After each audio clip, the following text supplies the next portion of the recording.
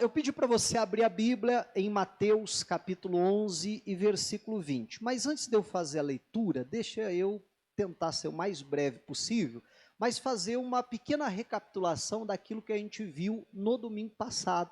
Porque a mensagem hoje é uma continuação, então, daquilo que a gente viu domingo passado. Claro que quem ouviu hoje vai ter começo, meio e fim, e quem ouviu domingo passado também teve começo, meio e fim. Né? Então, por mais que estejam interligadas e que seja importante você ouvir as duas, mas se eu só ouvir uma, com certeza vai ser válido para você. Mas eu estou fazendo essa recapitulação que vai servir como um pano de fundo para aquilo que a gente vai ver hoje.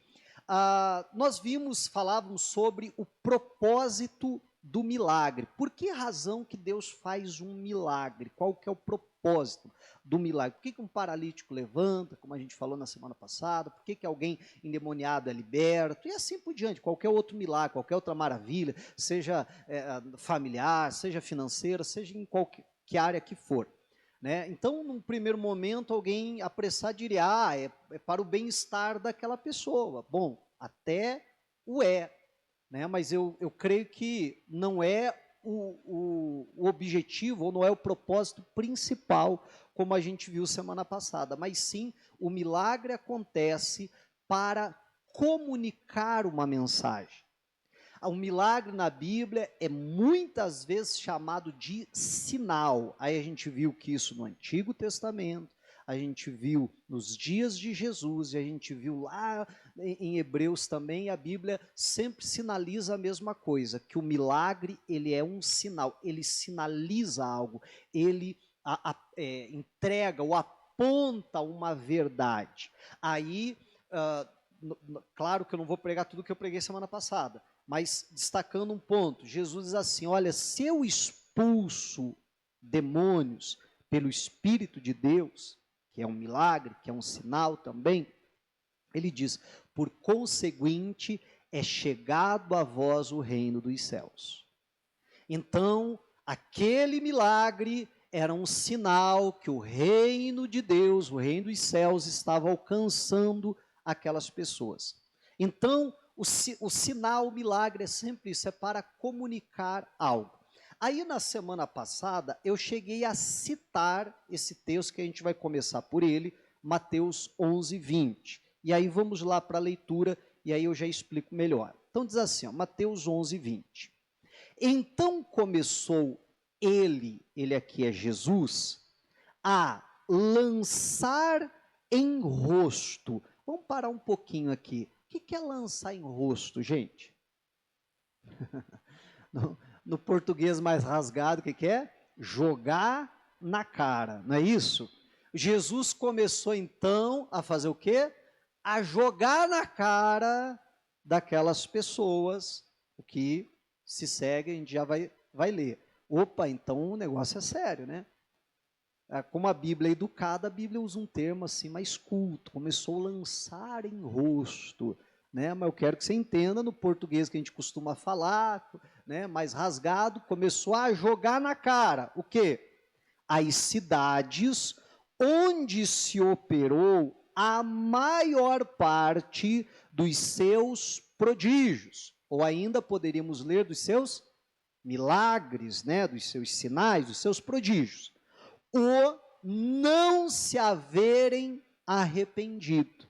Jesus começou a jogar na cara deles o quê? Daquelas cidades onde ele operou a maior parte dos milagres, dos prodígios, porque eles não se arrependeram. Então, logo de largada, a gente já percebe o seguinte, os sinais, os milagres, os prodígios aconteciam, e o que Jesus esperava que seguisse aqueles milagres? Arrependimento. As pessoas, né, quando viram os milagres acontecer, ou quando vissem os milagres acontecendo, elas então dissessem, poxa, isso que Jesus está falando é verdade. Não, então a gente precisa se arrepender, então a gente precisa crer no Evangelho. Era justamente isso que se esperava. Então perceba que isso aqui está na mesma esteira daquilo que a gente vinha falando na semana passada. que o milagre sempre vem para comunicar algo, sempre vem para trazer uma mensagem. E a mensagem aqui que os milagres que estavam acontecendo no ministério de Jesus queriam comunicar era arrependimento. Era que aquelas pessoas precisavam se arrepender e crer no Evangelho. Porque se você pegar o tema central da pregação de Jesus, era esse: se arrependa e creia no Evangelho. Aí Jesus morreu na cruz, foi assunto aos céus, e aí vem os discípulos pregando. O que os discípulos pregavam? Arrependei-vos, pois é chegado a vós reino do céu. Quer dizer, a mensagem não mudou, a mensagem sempre era de arrependimento. E aqueles milagres ali, então, eram para levar as pessoas a crer naquilo que estava sendo pregado e, por conseguinte, se arrependerem, então, dos seus pecados. Mas Jesus está jogando na cara, dizendo, olha, aconteceu os milagres, mas aquilo que eu esperava que era arrependimento não aconteceu. Vamos continuar. Como é que Jesus fez isso? Como é que Jesus jogou na cara? Dizendo, ai de ti, Corazim, e ai de ti, Betsaida, porque se em Tiro e em Sidom, duas cidades que foram destruídas, fossem feitos os prodígios que em vós se fizeram, há muito que se teriam arrependido, com pano de saco grosseiro e com cinza. Por isso eu vos digo que haverá menos rigor para Tiro e Sidom no dia do juízo do que para vós. E tu, Cafarnaum, te ergues até os céus, serás abatida até aos infernos, porque se em Sodoma tivessem sido feitos os prodígios que em ti se operaram, teria ela permanecido que até hoje, ela não teria sido destruída, estaria de pé até hoje. Porém, eu vos digo que haverá menos rigor para os de Sodoma no dia do juízo do que para ti. Meu irmão, isso aqui que Jesus está falando é algo muito sério. Olha só, na matemática de Jesus, é mais ou menos assim. Quanto mais milagre, o que ele espera? Mais arrependimento. Mas, quanto mais milagre, se não houver arrependimento, então maior vai ser o juízo. Mais rigoroso será o juízo. Aí Jesus fala de Cafarnaum, te ergues até o céu. Parece que aquela turma estava se achando, né? Ele diz, vocês estão enganados, vocês vão ser abatidos até aos infernos. Porque se lá em Sodoma tivesse acontecido os milagres que aconteceram no meio de vocês, ela não teria sido destruída. Vamos lembrar que foi destruída por causa do pecado, lá com fogo e enxofre. Se os mesmos milagres que aconteceram no meio de vocês tivessem acontecido lá, aquele povo teria se arrependido.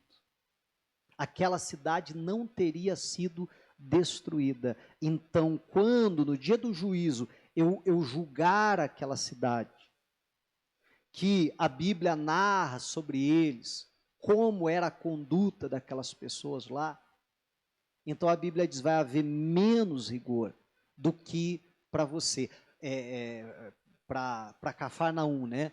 Por quê? Porque ali aconteceram muitos milagres, mas eles não se arrependeram. E o grande problema, a gente já vai ver isso daqui a pouco melhor, é quando, eu não sei se você vai entender o que eu quero dizer com isso, mas a gente meio que começa a se acostumar com os milagres. E aí a gente já não consegue mais entender o propósito do milagre.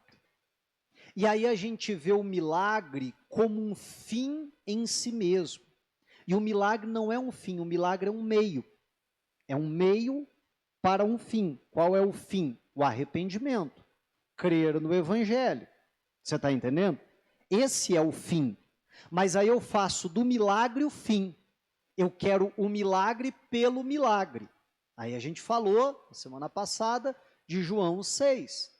Daquelas pessoas que queriam um milagre para encher a barriga, só. Não queriam trabalhar pelo pão que permanece, mas só pelo pão que perece. Jesus disse, vocês estão atrás de mim para comer pão, porque comeram, então estão querendo mais. E aí a gente não vê boa parte dos cristãos de hoje assim, né? Atrás do milagre, do milagre, do milagre, de recebe um milagre hoje, amanhã já quer outro, e amanhã já quer outro, depois da manhã já quer outro, e quer outro, e quer outro, e quer outro. Mas não entendendo o que é um milagre, não entendendo o propósito do milagre, mas sim o milagre pelo milagre. É aquela velha história, né? Chega o pedido de oração, pastor, ora por mim, para eu receber um aumento, ganho R$1.200. Aí a gente diz, opa, vamos orar, aí a gente ora. Semana que vem não, segunda-feira a pessoa chamada lá no RH, estamos aumentando teu salário aqui, você vai passar a ganhar 1.500, glória a Deus, aleluia. Vai chegar a semana que vem, o que vai acontecer? Pedidinho de oração. Sim ou não? Né? Pastor, ora para aumentar o meu salário. Aí ele vai lá, Deus, estamos precisando de um pastor desse, né? E aí, segunda-feira, chega lá, te chama, vem cá, vou aumentar, agora é R$2.000. Semana que vem o quê? Pedidinho de oração. É assim ou não é? Né? E o negócio não tem fim. E o negócio não acaba nunca. Por quê? Porque a pessoa não entendeu o propósito do milagre.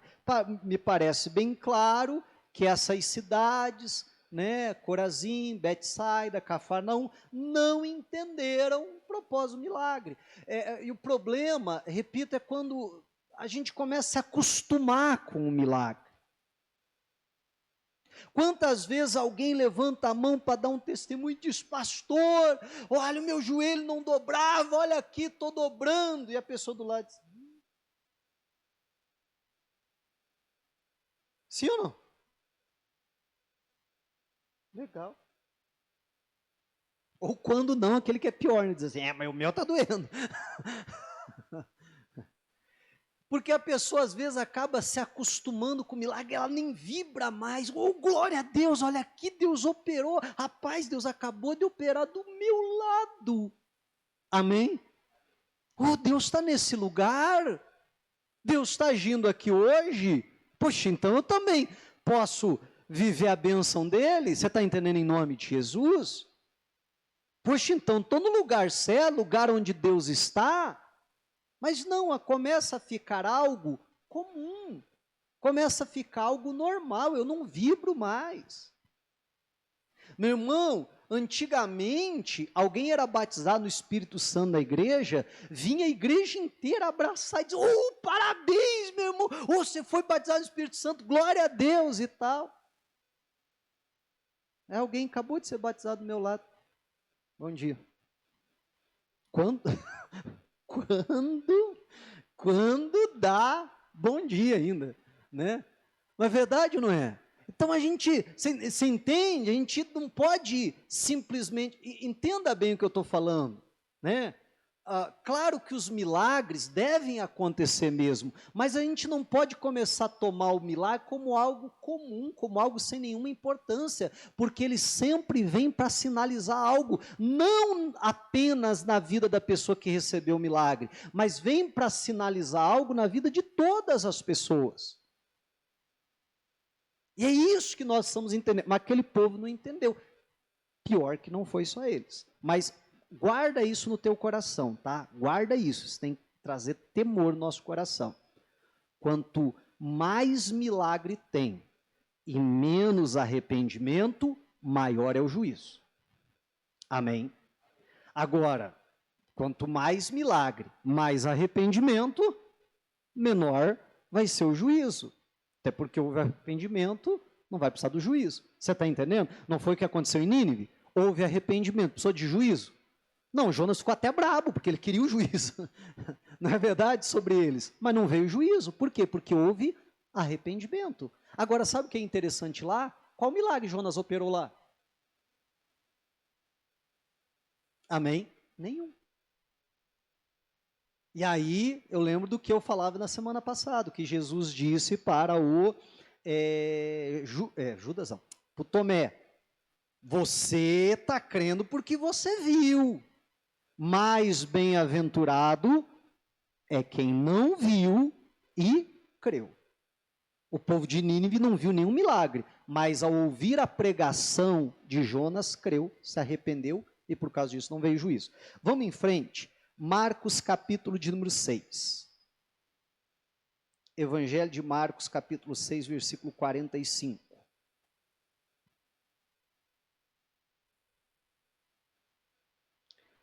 O texto é grande, você conhece o texto, pelo menos a grande maioria, então eu vou ler direto aqui, porque o que eu quero chamar a atenção está bem lá na frente. Então diz assim: e logo obrigou os seus discípulos a subir. Só antes de eu ler, eu esqueci de uma coisa, de contar um detalhe aqui que é importante.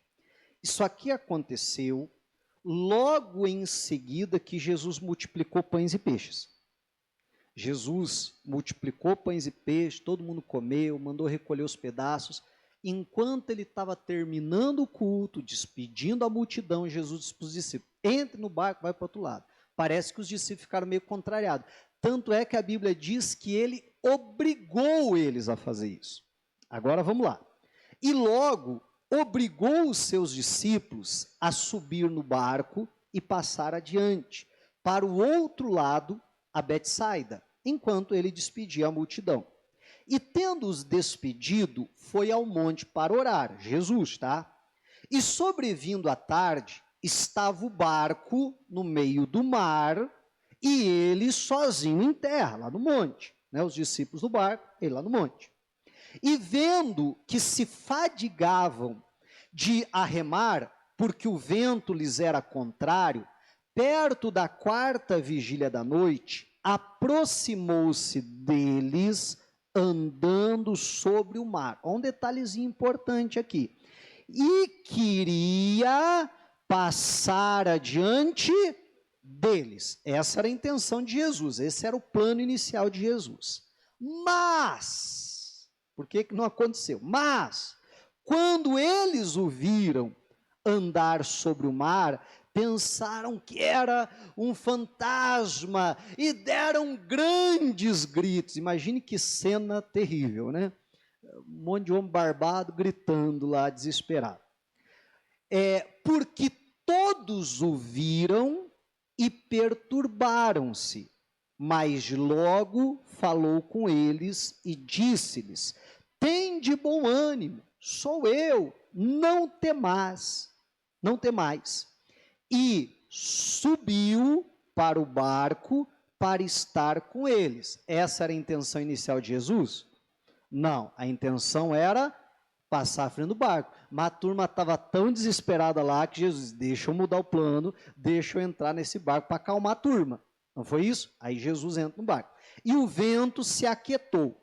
E entre si ficaram muito assombrados e maravilhados. Mas por que eles ficaram assombrados e maravilhados? Vamos ver?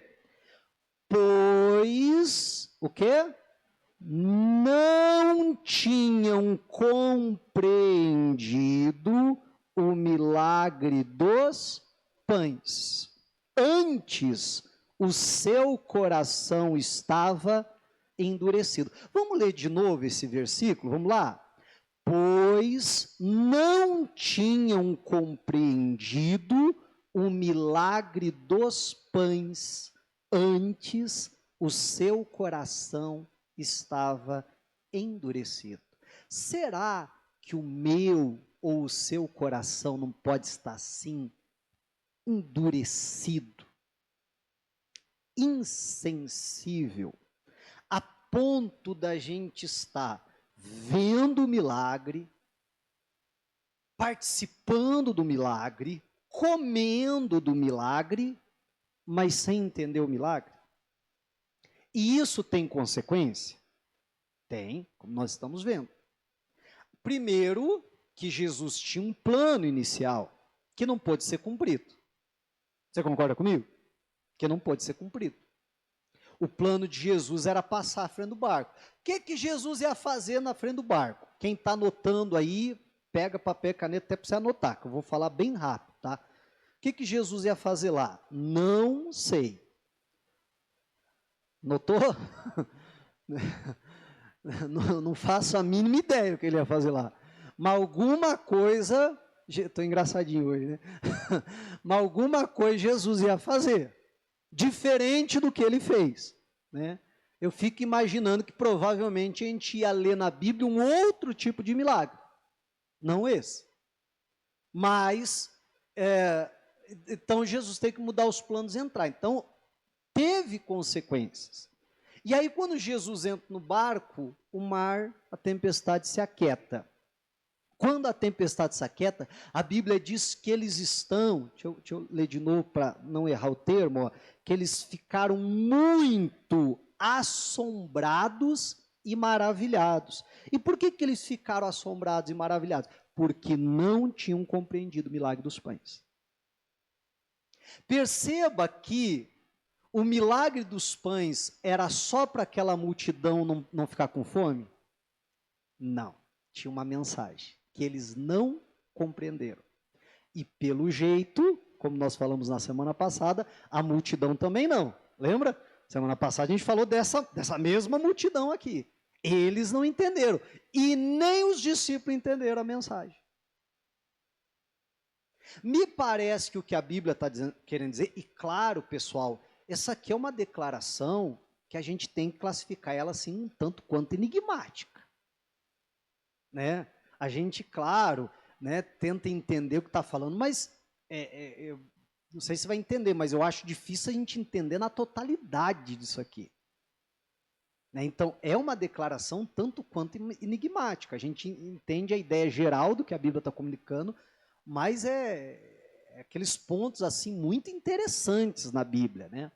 Mas o que eu entendo, dentro da minha limitação, o que eu entendo é que a Bíblia está querendo dizer mais ou menos assim: se eles tivessem entendido o milagre dos pães, eles não ficariam assombrados, nem maravilhados. Eles se assustariam, começariam a dar gritos quando vissem alguém andando sobre as águas? Porque se eles tivessem entendido o milagre dos pães, tem alguém, rapaz, o que é aquilo lá? Parece alguém. Não, mas rapaz. Tá vindo para cá. Né? Rapaz, o que será que é? Alguém ia logo dizer o quê? Só pode ser Jesus. Você está entendendo? Só pode ser Jesus. Você não acabou de ver lá ele pegando 2 pães, 5 pães, e eu sempre troco aqui, né? Pegando os 5 pães e os 2 peixes, alimentando aquela multidão toda. Rapaz, o único que eu vi fazer milagre é Jesus, então só pode ser ele. Ô Jesus, bom, vem socorrer, glória a Deus, hein? Jesus poderia fazer o que ele intentou, passar à frente do barco, você está entendendo? E tudo seria diferente.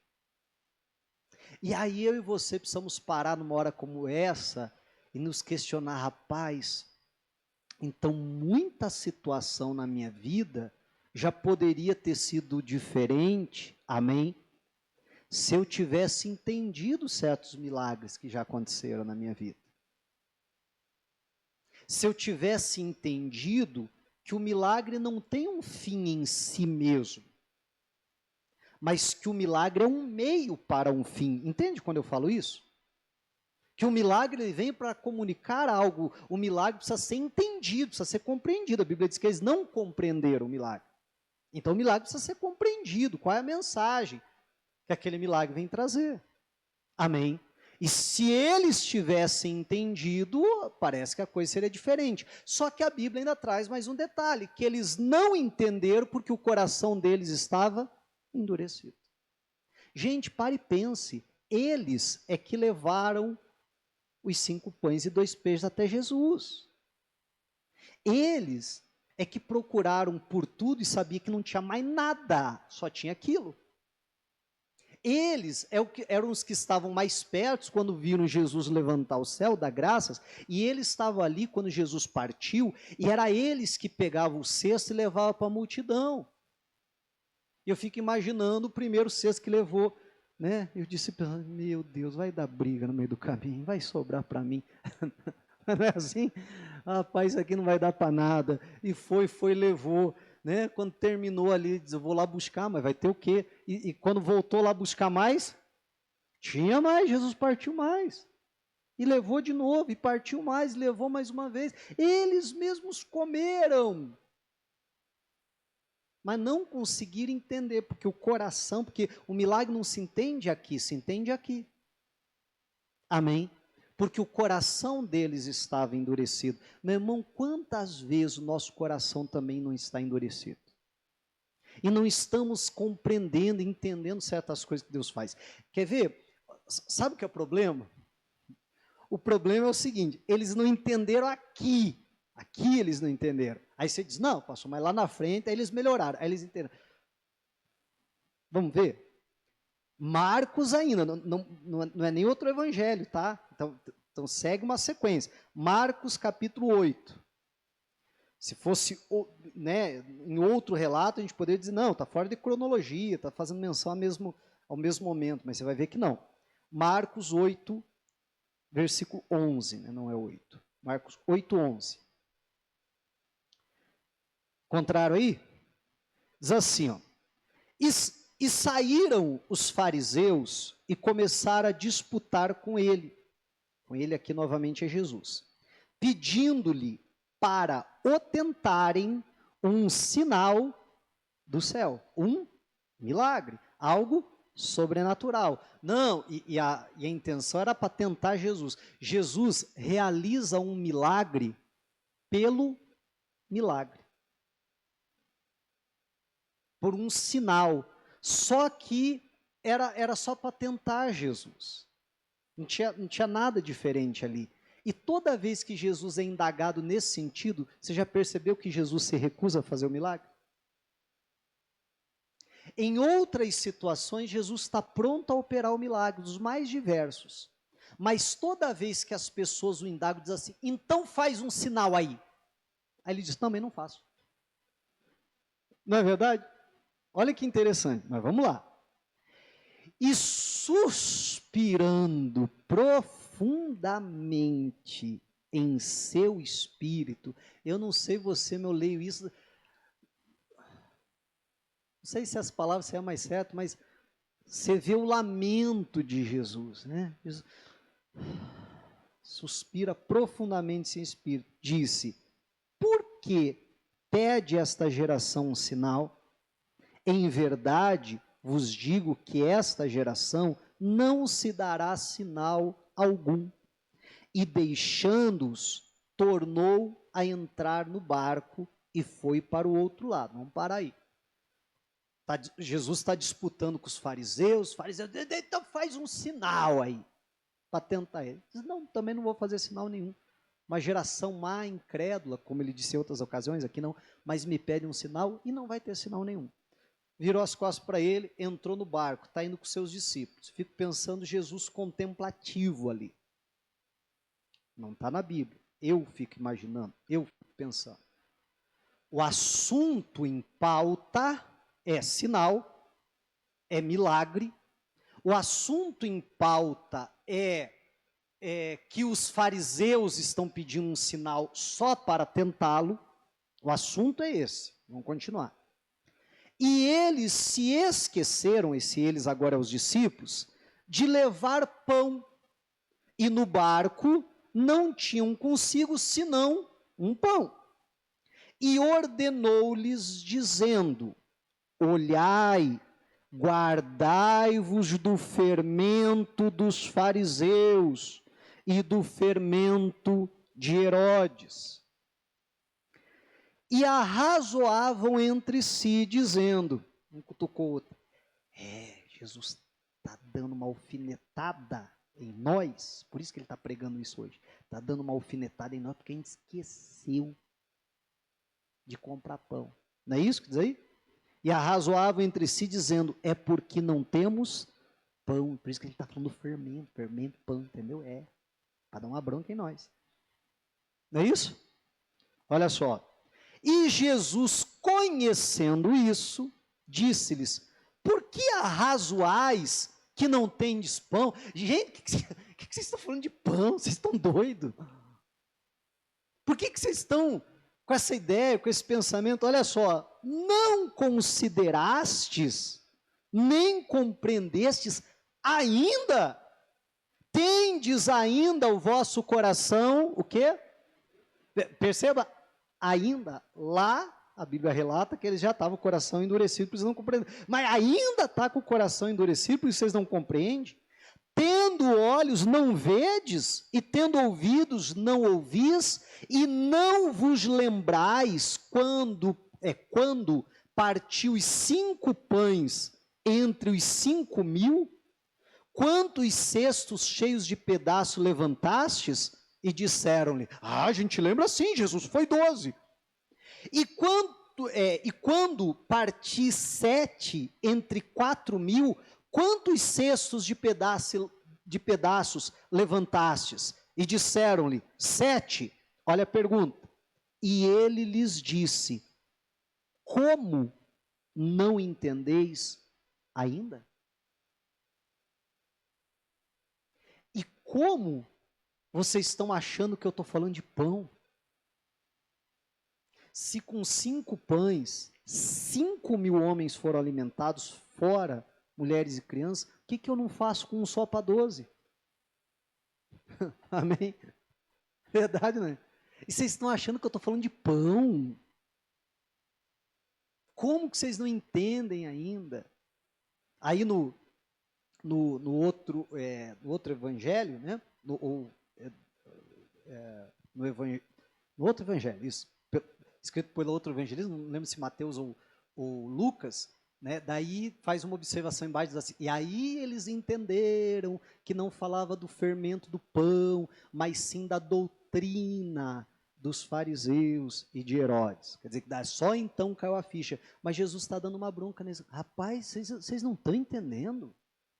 Você perceba que me parece que para os discípulos os milagres começaram a ser algo normal, comum, a ponto deles não compreenderem mais a mensagem do milagre. E é o que Jesus está chamando a atenção aqui. Como é que você não está entendendo? Como é que você não está compreendendo? E será que Jesus não está falando a mesma coisa para mim e para você hoje? Às vezes a gente está preocupado com o pão. Amém? Às vezes a gente está preocupado com o pão. Está com a cabeça que é só pão. Aí o pastor prega alguma coisa, é pão. É pão. Você está entendendo que eu estou falando com pão, né? É pão, é pão, é pão, é pão. E Jesus está dizendo, rapaz, eu estou falando coisa muito mais elevada para você.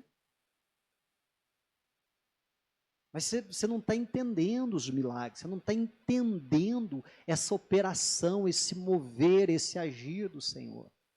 Meu irmão, e quando a gente não entende, a gente fica muito aquém daquilo que Jesus quer fazer. Você consegue ver aqui o lamento, o sofrimento, a decepção de Jesus com isso? Diz, poxa vida, era para vocês estar vivendo muito mais lá na frente, vocês estão vivendo tão aquém daquilo que vocês podiam viver, porque vocês não estão conseguindo entender os milagres, entender as maravilhas que eu estou fazendo, o porquê delas. Amém? Vamos continuar, vamos para 2 Reis, 1 Reis, melhor dizendo, capítulo 17. Já estou me encaminhando para o final, só falta 22 textos aqui para citar. Brincadeira, não vai embora, é só brincadeira. 1 Reis 17, 23. Lembrei de um pastor agora. Ai, Jesus.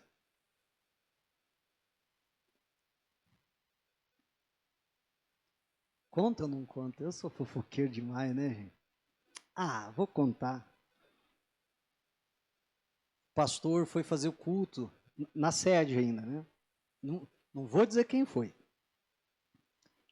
Todos os pastores conhecem essa história, mas não vou contar quem foi. Um pastor foi fazer culto na sede, aí ele chegou lá, pessoal, hoje eu vou pregar aqui sobre 13 pontos, eu acho que era uma reunião de prosperidade, se eu não me engano, 13 pontos para você prosperar. Começou a pregar. Pregando. Foi dando horário. Né? Era o cu da noite. 7h30 da noite. Está dando quase 10 horas da noite. Quase 10 horas da noite. Ele diz assim, então pessoal, agora nós vamos para o terceiro ponto.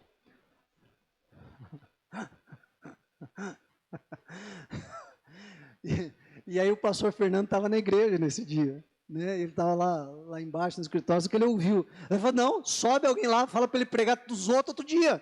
Porque, imagine, vai virar... Se ele está no terceiro, até chegar no final, não, fala para ele encerrar o culto. Aí sumiu um pastor lá, falou no vídeo, o pastor mandou cortar o culto. Então, pessoal, hoje só vou pregar esses dois, os outros a gente deixa para outro dia. O pessoal, glória a Deus. Né? Imagine, mas era só brincadeira, tá? Que eu brinquei aqui, lembrei dele. Quando a gente... Por isso que eu gosto de dividir mensagem, né? Que se for pegar numa tacada só, meu Deus do céu, vai longe, né? Mas vamos lá. Primeiro livro de Reis, capítulo 17, a gente vai começar no 23, mas deixa eu explicar primeiro. Não faz tempo eu preguei até sobre o Elias, falava sobre isso, dele ter ido lá na casa da viúva, né? Que Deus mandou, olha, faz do jeito que você falou, mas faz primeiro para mim, assim diz o Senhor, a farinha da panela não vai acabar, o azeite da botija não vai faltar, até que o Senhor mande chuva. E assim houve a multiplicação, e aí a Bíblia diz que ele, ela e o filho comeram por muitos dias. Alguns estudiosos ali, no sentido até do relevo ali e tal, dizem que provavelmente que o ribeiro não duraria sem chuva mais do que 6 meses. Em todo, ficou sem chover 3 anos e meio. Se a gente exagerar que o ribeiro durou 6 meses, ele ficou no mínimo 3 na casa da viúva. Sim ou não? Gente, é um tempo muito considerável. Agora imagine que todo dia a viúva ia lá e metia lá o canequinho na vasilha do azeite, na panela da farinha, e tirava, café da manhã. Pegava o frasco do azeite, derramava um pouquinho de azeite, café da manhã. Chegava na hora do almoço, mesma coisa. Chegava na hora da janta, mesma coisa. Eu acho que rolava até um cafezinho da tarde ali, né? E tal. Chegava no outro dia, farinha, azeite, café da manhã, almoço, café da tarde, janta, 1 dia, 2 dias, 3 dias, 4 dias, 1 mês, 2 meses, 3 meses, 1 ano, e assim foi indo. Perceba que ela comia do milagre todos os dias. Porque, entenda, o milagre não aconteceu só quando Elias falou, o milagre continua acontecendo dia após dia, porque dia após dia multiplicava. Quando Elias falou, não virou uma panelão assim, com farinha, não, a panela ficou do mesmo jeito, a quantidade de farinha que tinha ali ficou do mesmo jeito, só que ela tirava, a farinha e nunca acabava. Você concorda comigo que o milagre está todo dia acontecendo? Todo dia acontecendo, todo dia acontecendo? E ela está lá, todos os dias comendo aquele milagre. Mas lembra que eu falava há pouco, quando o milagre começa a se tornar algo normal na nossa vida? Algo comum? Eu fico imaginando nos primeiros dias, no primeiro dia, essa mulher falou, é a última refeição, a gente vai comer e morrer, não era isso? Imagina no primeiro dia, ela coloca ali, faz... vai ter a mesma quantidade, eu acho que ela virava a panela, chacoalhava, olhava, assim, oh, Deus é bom, oh, glória a Deus, aleluia, e no segundo dia, oh, multiplicou de novo, aleluia, e no terceiro dia, glória a Deus, e no quarto dia, amém, multiplicou. E não é assim que a gente faz? E daqui 1 mês, já está assim, meu Deus, farinha de novo. Sim ou não? Lembra dos israelitas murmurando por causa do maná no deserto? Meu irmão, eles não estavam todos os dias comendo do milagre? E ainda achando ruim? Perceba que isso é próprio do ser humano, infelizmente. E ela então, aparentemente, começou a se acostumar com o milagre. E sabe por que eu falo isso? Olha só, 1 Reis 17, 23. Eu vou entrar na leitura mais para frente, eu vou ter que contar um pedaço maior da história. Porque a Bíblia diz que, nesse inteirinho, está multiplicando farinha, está multiplicando azeite, não sei em qual momento, né, desses prováveis 3 anos, mas em algum momento o filho dela adoeceu. Foi piorando, chega uma hora o menino morreu. Quando o menino morreu, ela vai para cima do profeta. E diz, a culpa é tua, você veio aqui em casa para me lembrar das minhas iniquidades, dos meus pecados e matar o meu filho. Aí o Elias diz assim, passa o menino para cá. Pegou o menino, leva lá no quarto onde ele dormia, olha só, agora sim, 23. E Elias tomou o menino e o trouxe do quarto à casa. E deu, novamente faltou um pedacinho da história, levou para o quarto dele, que eu achei que já estava nessa parte. Deitou sobre o menino, orou a Deus, e a Bíblia diz que Deus ouviu a oração de Elias e o menino ressuscitou. É só você ler os versículos anteriores, tá? Agora sim, chega no momento da história, no versículo 23. E Elias tomou o menino, agora o menino ressuscitou, e o trouxe do quarto à casa, e deu à sua mãe. E disse Elias, vês aí, o teu filho vive. Então a mulher disse a Elias, nisto conheço, agora que tu és homem de Deus, e que a palavra do Senhor na tua boca é verdade. Nisto conheço agora, mas só agora? Você está entendendo? Só agora que você conhece? Meu irmão, você já imaginou quantas bênçãos aquela mulher não perdeu?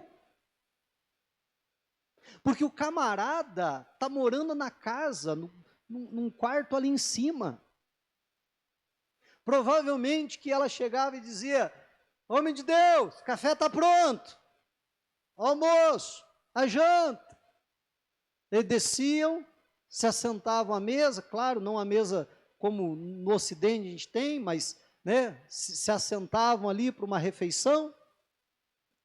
Quantas vezes o Elias não falou coisas? Quantas vezes o Elias não ministrou bênçãos? Sim ou não? Mas aquela mulher não o via como homem de Deus e não conseguia enxergar que na boca dele havia a palavra de Deus.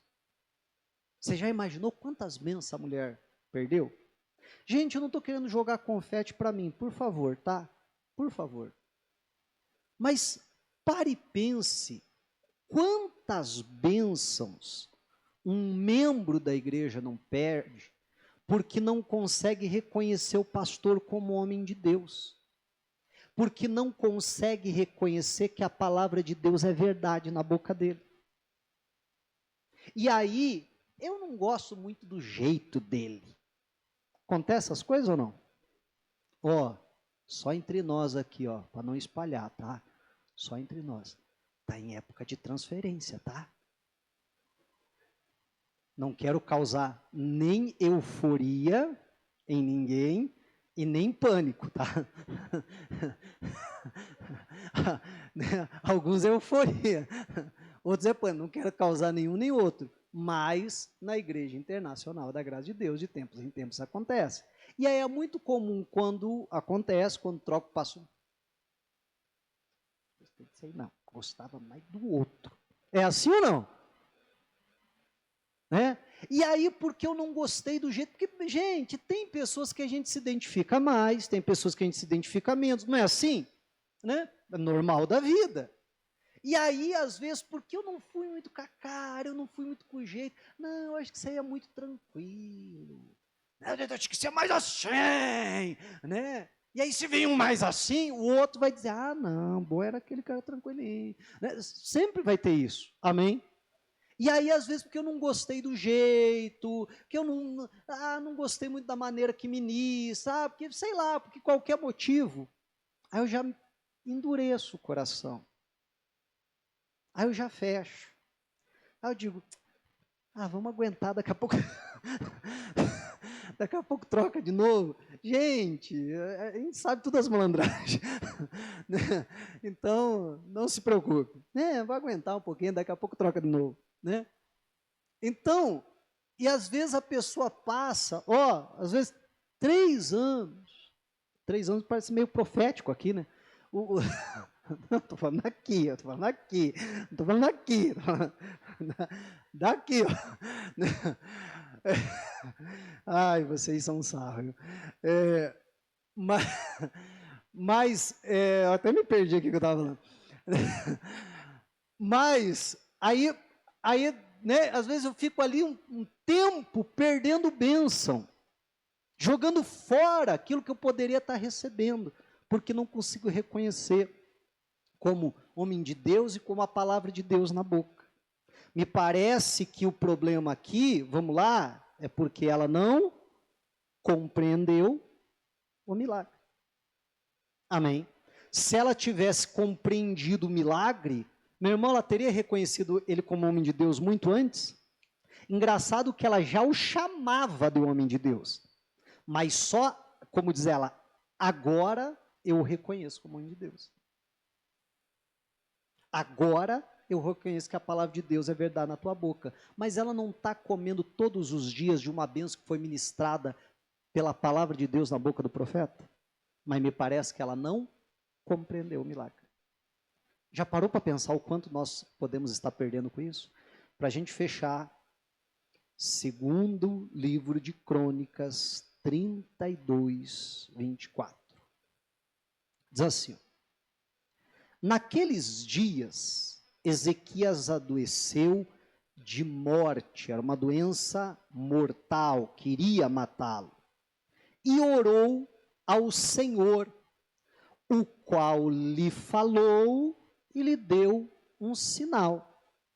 O sinal aqui foi o relógio retroceder, e o sinal aqui foi também a própria cura dele. Né? Agora, olha o que a Bíblia diz. Mas não correspondeu Ezequias ao benefício que se lhe fez. Por quê? Porque o seu coração se exaltou, pelo que veio grande indignação sobre ele e sobre Judá e Jerusalém. Amém. Mais uma vez, a gente está diante de mais um exemplo de alguém que não compreendeu o propósito do milagre. E mais uma vez a Bíblia deixa claro que isso é uma questão de coração. Ou com um coração endurecido, ou com um coração exaltado, soberbo.